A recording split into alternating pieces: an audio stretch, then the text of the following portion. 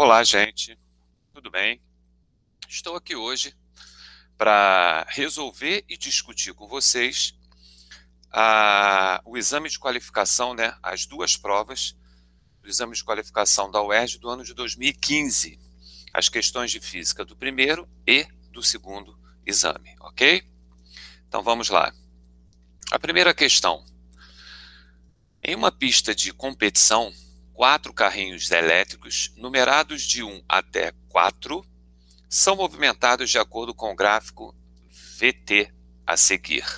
Então aqui tem o gráfico, no eixo das abscissas você tem o tempo em segundos, no eixo das ordenadas você tem a velocidade em metros por segundo. E aqui o gráfico, né, ó, primeiro, segundo, terceiro, quarto carrinhos, ok? E ele pergunta, o carrinho que percorreu a maior distância em 4 segundos tem a seguinte numeração. Legal. Então nós temos que descobrir ao longo dos 4 segundos, né, que o gráfico mostra qual deles percorreu uma maior distância, ok? Lembrando, isso é extremamente valioso, que a distância percorrida nesse caso, já que temos um gráfico VT, ele é numericamente igual à área entre a tua curva e o eixo das abscissas. Legal? Então vou apresentar para vocês uma primeira solução, que é você seguir o tradicional. Aqui você tem primeiro, segundo, terceiro, quarto gráficos e você vai calcular a área abaixo de cada um. Então, por exemplo, do primeiro nós temos, repara que o primeiro esse pontilhado aqui. Então você tem aqui um triângulo, inicialmente, então você tem um triângulo, um trapézio e um retângulo. Quando você for somar essas três áreas, você vai achar 3,75 metros. No segundo, você tem um triângulo, você tem um trapézio, você tem outro trapéziozinho aqui, tá vendo? Ó? E você tem um retângulo, tá certo? Quando você for somar isso tudo, aqui como é que nós fizemos? Ó, primeiro nós pegamos esse triângulo aqui, base 1, altura 1, isso dividido por 2, tá vendo? Depois nós pegamos esse trapézio aqui, ó, um trapézio grandão aqui, ó, base maior 1,5, base menor 1, altura 2, isso sobre 2. E depois um retângulozinho. Vai achar 4,5. Na 3, nós vamos ter um triângulo de base 2, altura 1, e um retângulo de base 2, altura 1. É mais rápido, né? Vai dar 3 metros. E no quarto, esse último, você tem um triângulo de base 3 e altura meio, e você tem um trapéziozinho de base maior 1, base menor meio e altura 1. E vai dar 1,5. E aí é claro que você descobre que o segundo carrinho é aquele que percorreu uma distância maior, 4,5. Não gosto dessa solução, sinceramente, porque eu acho que você perde muito tempo fazendo. Eu acho que tem uma solução que é um pouco mais rápida, mais prática. Eu acho que por motivos óbvios, nós podemos descartar o carrinho 3 e o carrinho 4, né, gente? Porque se você olhar, o gráfico aqui do carrinho 3 e do carrinho 4 estão totalmente abaixo do 2. Então é óbvio que a área abaixo do 3 tem que ser menor do que a área abaixo do 2. E do 4 também. Então eu acho que a gente pode descartar o carrinho 3 e o carrinho 4. Sendo assim, eu só tenho que analisar duas áreas, abaixo do gráfico 1 e abaixo do gráfico 2.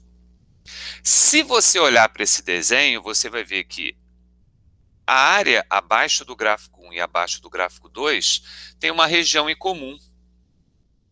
Essa que está em azul, ó. Você concorda que essa região azul ela pertence tanto à área abaixo do 1 como à área abaixo do 2? Legal. Agora, vamos olhar para a área 2. Vai ser a área azul mais a área vermelha. Vamos olhar agora para o trajeto aqui, ó, do gráfico 1. Vai ser o azul e o verde. Eu acho que não é difícil você perceber que quando você somar a área azul com a área vermelha, vai dar uma área maior do que quando você somar a área azul com a área verde. Isso quer dizer o quê?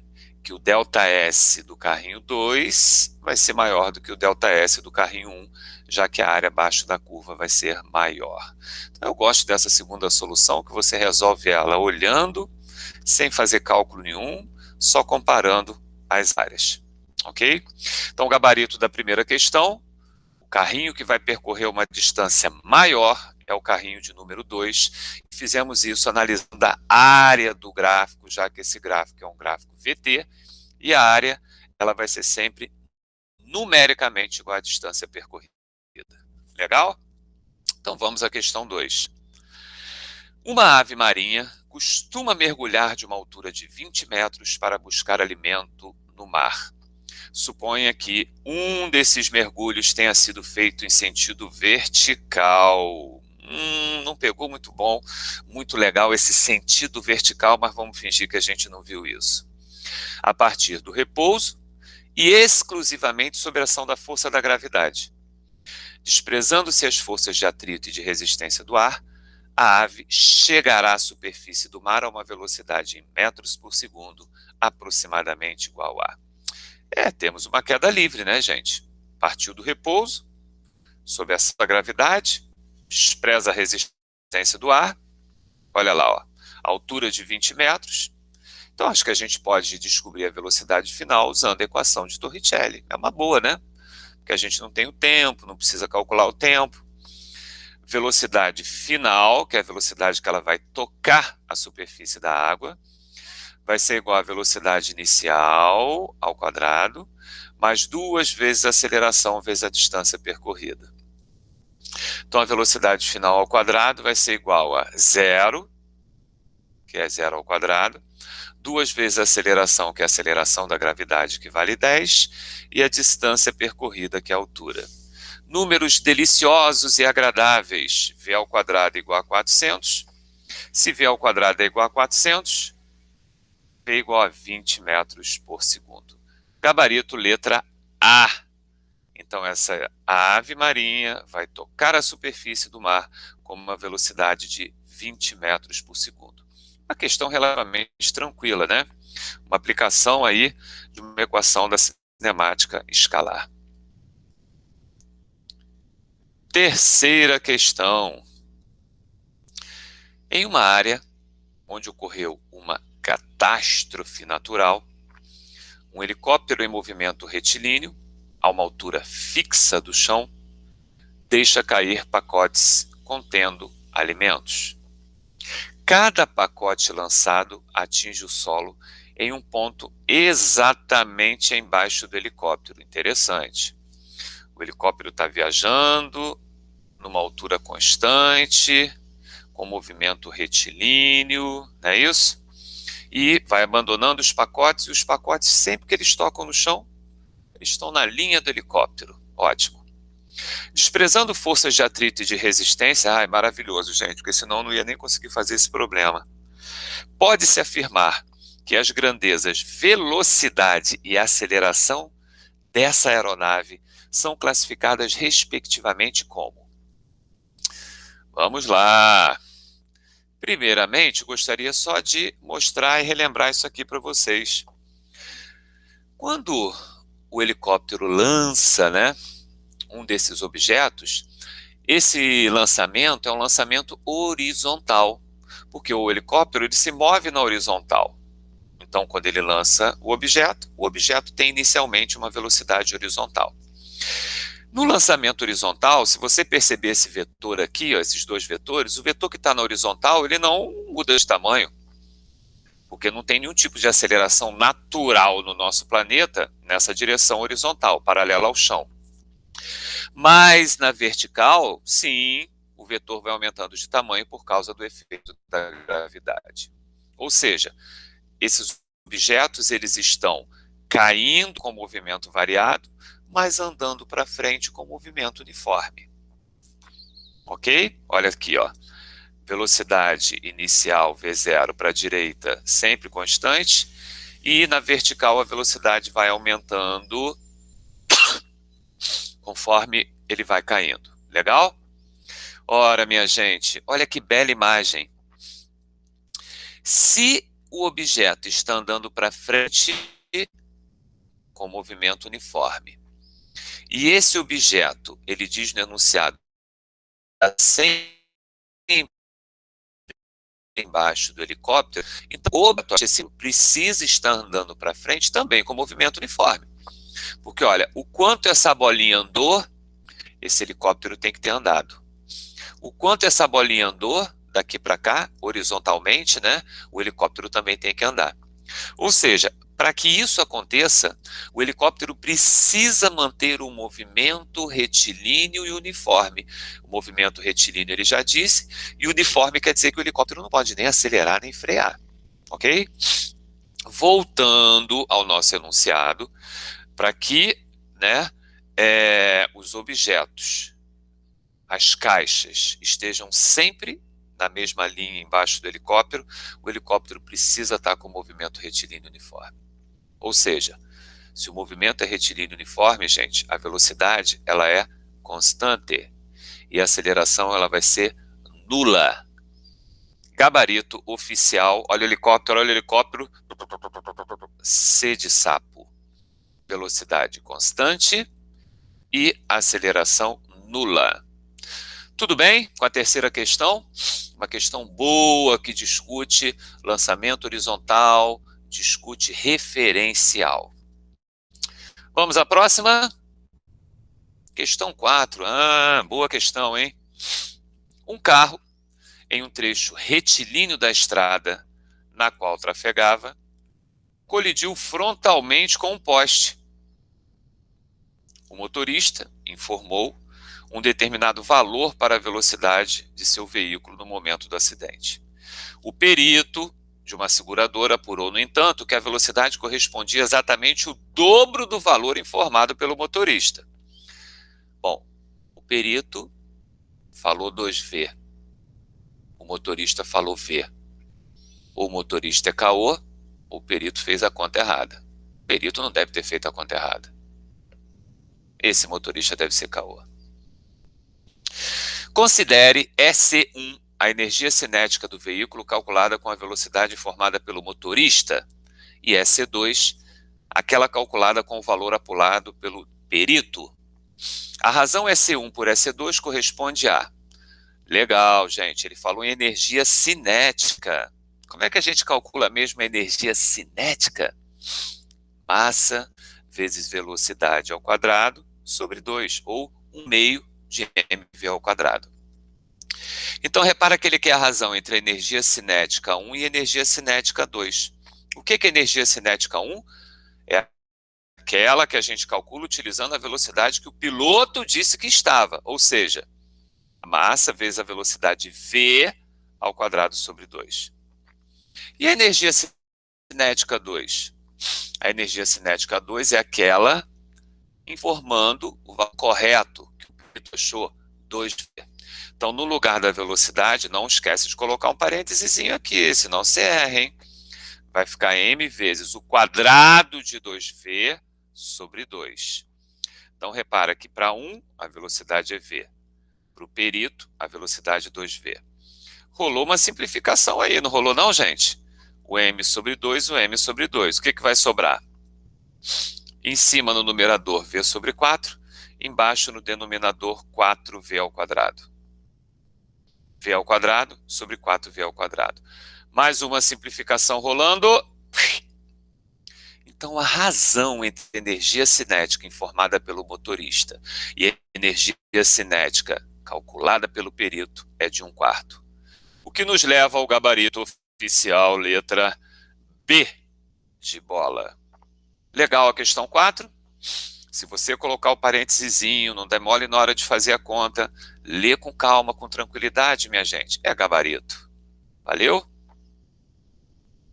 Questão de número 5. Considere um corpo sólido de volume V.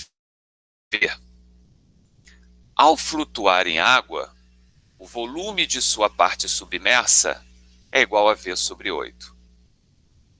Quando colocado em óleo, esse volume passa a ser V sobre 6. Interessante. Pega um corpo sólido, coloca na água, volume submerso V sobre 8. Tira ele da água, seca, coloca no óleo, volume submerso V sobre 6.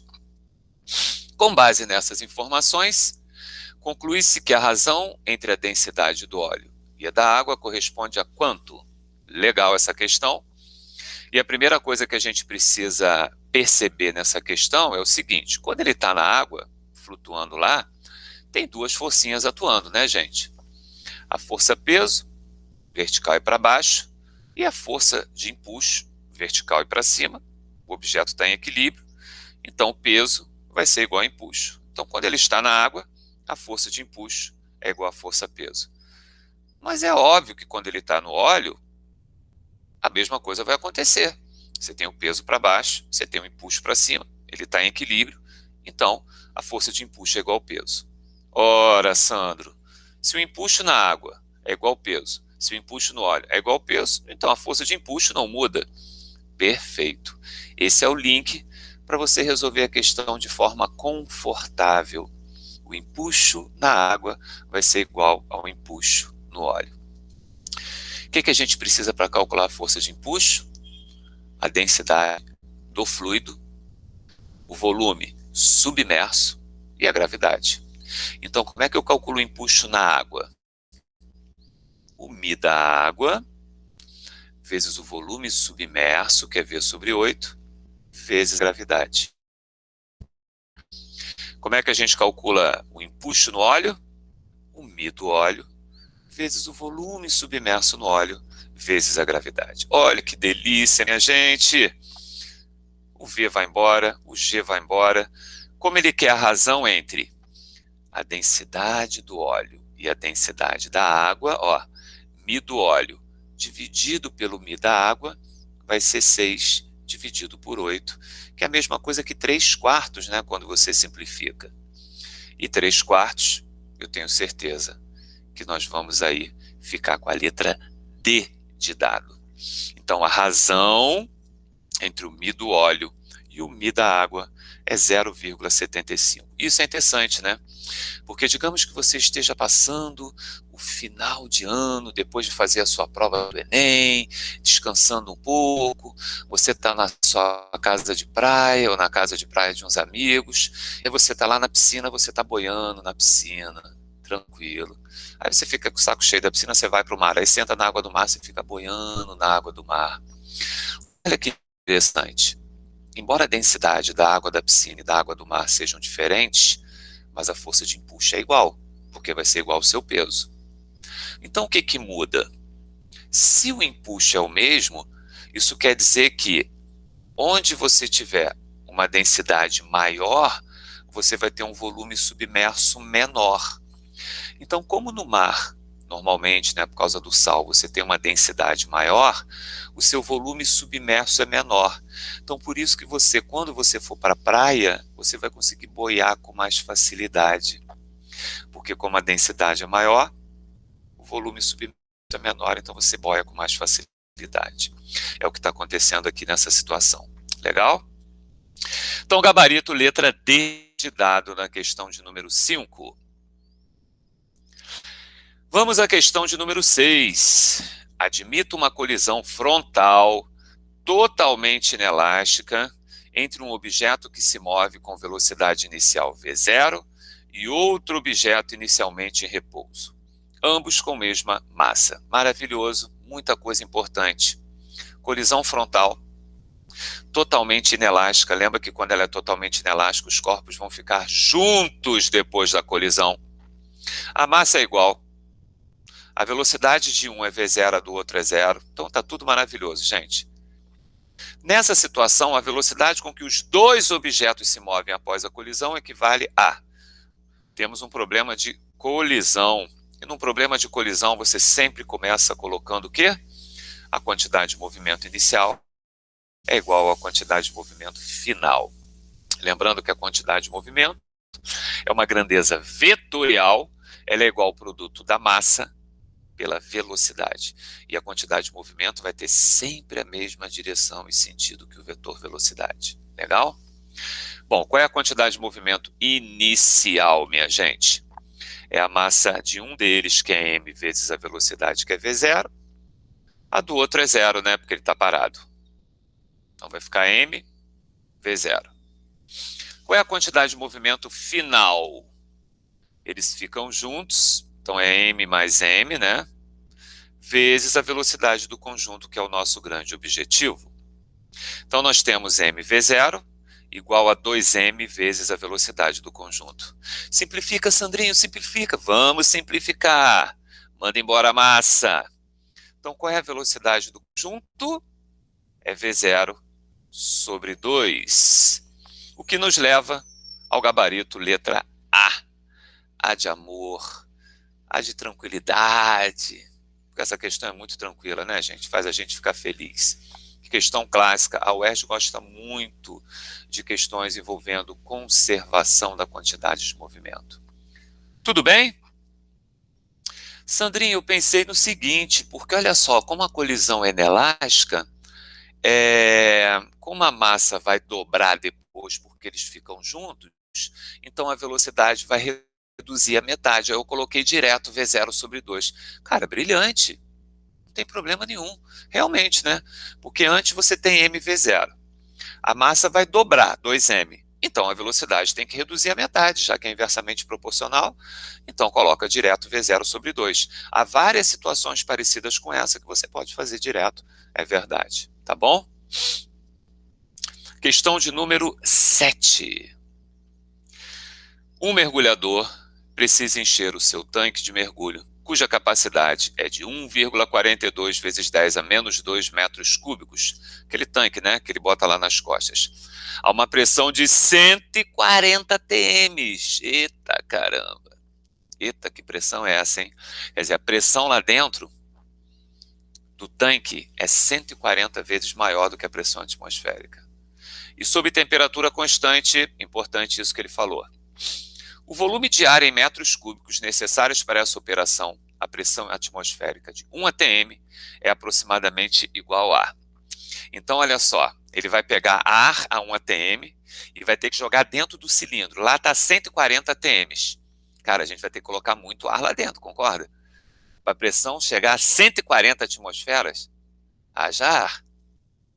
Então, quanto que a gente tem que colocar de ar lá dentro em metros cúbicos? É isso que a gente tem que descobrir.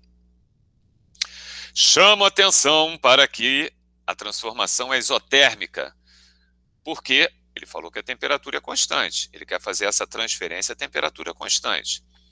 E se a transformação é isotérmica, vale isso aqui, ó. Pressão inicial vezes o volume inicial é igual a pressão final vezes o volume final. Legal? Sendo assim, podemos substituir. Qual é a pressão inicial? 1 atm. Ele quer colocar lá dentro e ele vai pegar de uma situação em que a pressão é de 1 atm. Qual é o volume? Não sei, é isso que eu quero descobrir. E dentro do cilindro, qual é a pressão? 140 atmosferas. E qual é o volume? Ele deu 1,42 vezes 10 a menos 2. Pô, tranquilão, agora eu vi. Então, o volume inicial é igual a 140 vezes 1,42 vezes 10 a menos 2. Vou melhorar isso aqui. Porque 1,40 é 140, é 1,40 vezes 10 ao quadrado, né, gente? E o 10 ao quadrado com 10 a menos 2 vai embora. Então, na verdade, isso aqui, ó, é a mesma coisa que 1,40 vezes 1,42.